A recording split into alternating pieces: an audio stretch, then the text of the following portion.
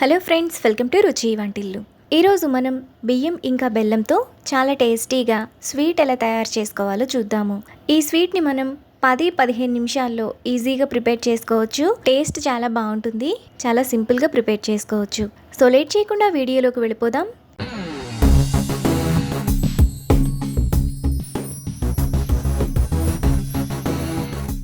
ముందుగా ఈ sweet recipe చేసుకోవడానికి ఒక కప్పు బియ్యం తీసుకొని 3-4 సార్లు బాగా కడిగి 3-4 గంటల సేపు నీళ్ళల్లో నానబెట్టుకోవాలి. ఇప్పుడు నానబెట్టుకున్న బియ్యాన్ని మిక్సీ జార్లోకి వేసుకోవాలి. తరువాత 3 యాలకులు, అరకప్పు నీళ్లు పోసుకొని మెత్తగా మిక్సీ వేసుకోవాలి. పిండిని ఇలా వేసుకున్న తర్వాత ఒక బౌల్లోకి వేసుకోవాలి.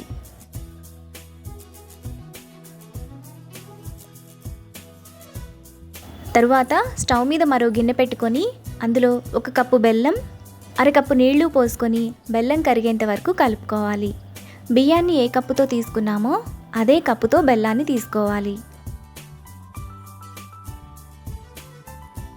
బెల్లం ఈ విధంగా కరిగిపోయిన తర్వాత ఒక స్ట్రైనర్ పెట్టుకొని బెల్లం పాకాన్ని పిండిలో వేసుకోవాలి.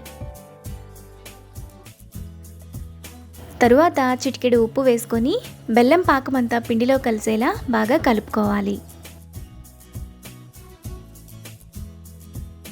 ఇలా కలుపుకున్న తర్వాత పక్కన పెట్టుకోవాలి. ఇప్పుడు స్టవ్ మీద మందంగా ఉండే గిన్నె పెట్టుకొని అందులో 2 టీ స్పూన్లు నెయ్యి వేసుకోవాలి. నెయ్యి వేడైన తర్వాత 1 టేబుల్ స్పూన్ ఎండు కొబ్బరి ముక్కలు వేసుకొని మీడియం ఫ్లేమ్లో కలర్ మారేంత వరకు ఫ్రై చేసుకోవాలి. ఎండు కొబ్బరి ముక్కలు ఇలా వేగిన తర్వాత ముందుగా మనం పక్కన పెట్టుకున్న పిండిని వేసుకోవాలి. ఇప్పుడు మూత పెట్టి 10 నిమిషాల పాటు సిమ్ ఫ్లేమ్లో ఉడకనివ్వాలి.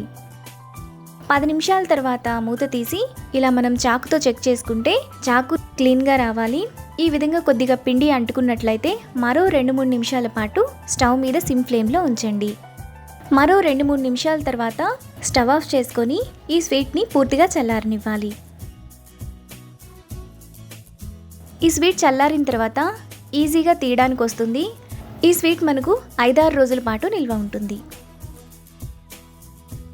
ఇప్పుడు ప్లేట్లోకి తీసుకొని చాకుతో చిన్న చిన్న ముక్కలుగా కట్ చేసుకుంటే మనకి స్వీట్ టెక్స్చర్ అనేది ఈ విధంగా ఉంటుంది. కేక్లా చాలా సాఫ్ట్గా టేస్టీగా చాలా బాగుంటుంది. అంతే, ఎంతో సింపుల్గా టేస్టీగా చేసుకుని స్వీట్ రెసిపీ రెడీ. ఈ రెసిపీని మీరు కూడా ట్రై చేసి మీకు టేస్ట్ ఎలా కుదిరిందో నాకు కామెంట్స్లో షేర్ చేయండి. ఈ వీడియో కనుక మీకు నచ్చినట్లయితే లైక్ చేసి, షేర్ చేసి, సబ్స్క్రైబ్ చేయండి.